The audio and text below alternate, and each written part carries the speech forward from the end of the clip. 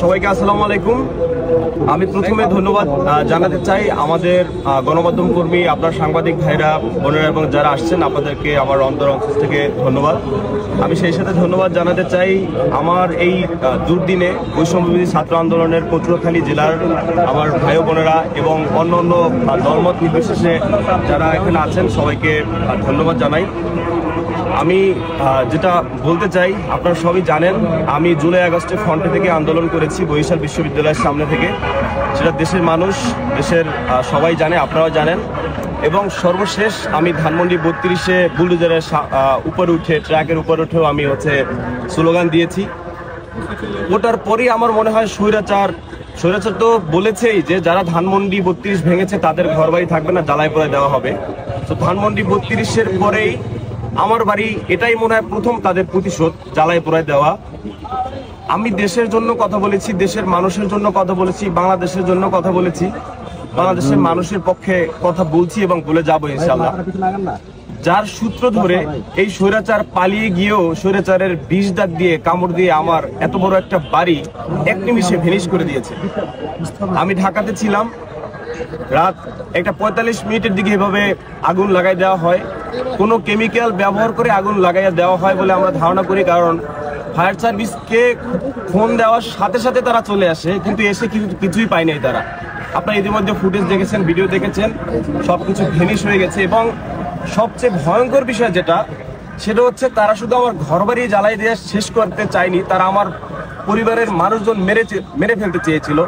কারণ আমার বাবা যখন দেখে যে আগুন জ্বলে, তখন সে দরজা খুলে বের হতে চেয়েছে, সে বের হতে পারেনি। দেখেছে দুই পাশে দরজায় বাহির থেকে রশি দিয়ে বাঁধা।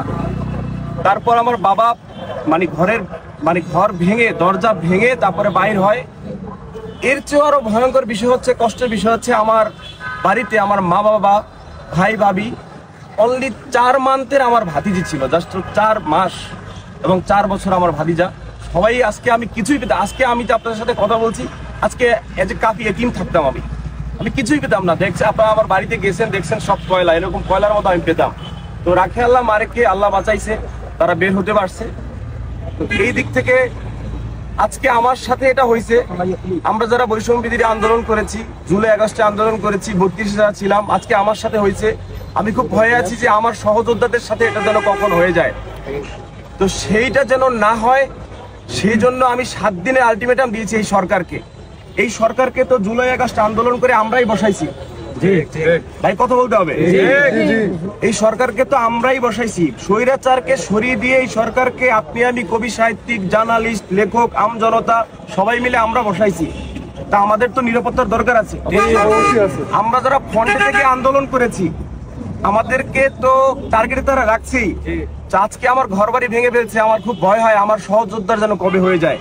সেই জন্য আজকে আমি পটুয়াখালী এসেছি, ডিসি সাহেবের সাথে কথা বলেছি, এসপি সাহেবের সাথে কথা বলেছি। তাদের সাথে কথা বলে অসম্ভব ভালো লেগেছে। তারা তাদের জায়গায় 100% শক্ত, তারা টিম গঠন করেছে, তদন্তের জন্য তারা লোক বের করে দিয়েছে।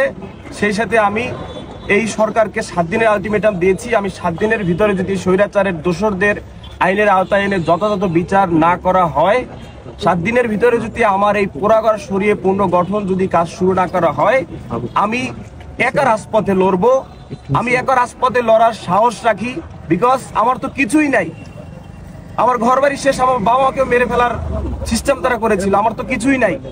তো এই বিচার যদি আমি 7 দিনের ভিতরে না পাই, আমার পোড়া ঘর সরিয়ে যদি পুনর্গঠন কাজ শুরু না করা হয় 7 দিনের ভিতরে, একদিন অলরেডি চলে গেছে, আমি একা রাজপথে লড়বো। আমি বিশ্বাস করি আমার এই দুর্দিনে বৈষম্যবিরোধী ছাত্র আন্দোলনের ভাইয়েরা আমার পাশে থাকবে, দেশের বিপ্লবী মানুষ, ছাত্র জনতা আমার পাশে থাকবে, সাধারণ মানুষ আমার পাশে থাকবে, সমস্ত দলমত নির্বিশেষে বাংলাদেশের দেশপ্রেমিক আমার পাশে থাকবে ইনশাআল্লাহ।